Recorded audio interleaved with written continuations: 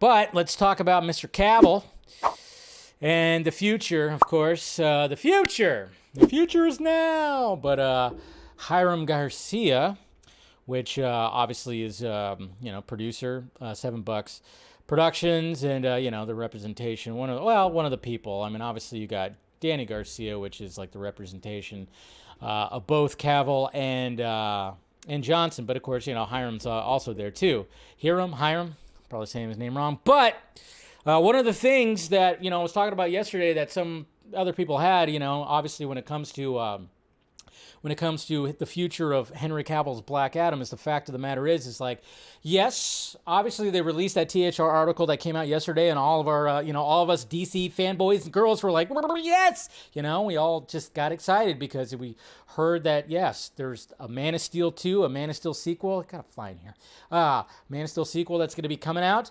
They're talking about Wonder Woman 3, talking about The Flash, talking about all kinds of things. It's just the future was looking bright. James Gunn, Secret Project, all that stuff. Kind of makes you wonder what that Secret Project is. I kind of went like, what about that Deathstroke thing? What about it? The Deathstroke thing. Remember that whole thing? Yeah. Well, what about that Deathstroke and Batman thing? That would be something. Jeez, can you imagine that? Ugh. People would just totally just riot if they found out that Ben Affleck and James Gunn were talking. Anyways, that would be interesting. Maybe he read the script. Who knows? So now we have Hiram like that. He talked to, a fandom favorite, Mr. Sean O'Connell at Cinema Blend, and he gave a little interview when it came to this. And here's the article right here. It's just kind of like talking about the producer talks about Henry Cavill's future. We're fighting for it. Just kind of shows you that, yes, not fully official. That's why you have your Grace Randolphs and all this stuff saying all this stuff. With everything, yes, it's just like, yeah. So. Let's see. Right here it says so we followed out that here on the driving force behind $7. Specifically, we pushed Garcia on the potential encounter between Dwayne Johnson's anti-hero and the beacon of light that is Superman, and asked directly if Henry Cavill had officially signed on for more movies as Superman in the DC universe. This is what he said. He said, "I'm not sure what's going on in that regard." He wanted to come back, we wanted him to come back, and we wanted to make sure that we were able to establish that his character exists in the same universe as Black Adam. We have large ambitions for things we'd like to do. However, all of these items are still in the works, so I am unable to provide exact updates, but just know that we are fighting for it. They are fighting for it. And then remember this. Apparently, Hiram took this picture, by the way. He took this picture of these two studs sharing a drink right there, probably talking about what's happening right now. Talking about that photo right there, of course. And then talks about this too, where now the dream has started to come true. You understand why Hiram Garcia says that they are fighting so hard to get Henry Cavill's name on the contract and solidify his return in the DC universe. Not as a headless body, the way that we disgraced the way he's disgraced.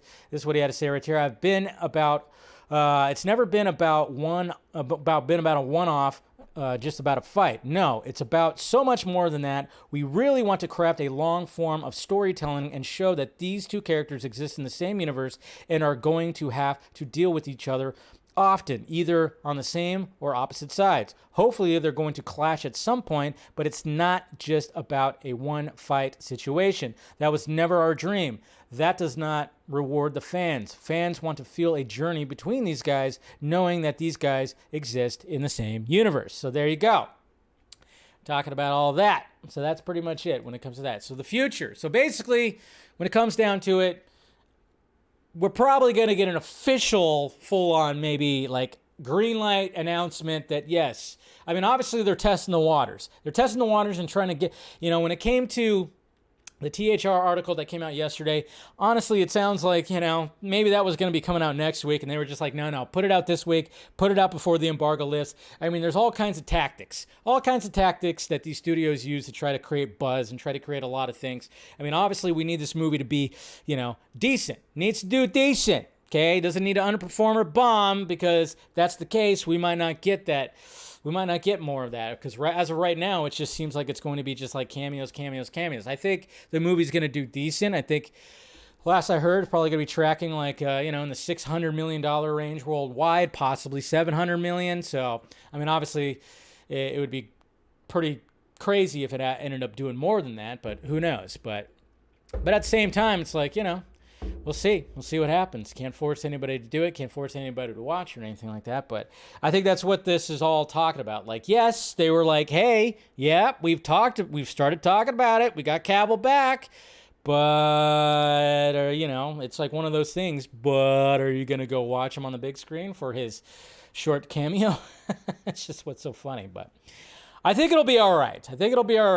And I'm just kind of wondering when they'll officially greenlight that Superman sequel. And God knows how far out it is, I mean, Jesus Christ. Far out enough, we can get that one guy back from Netflix.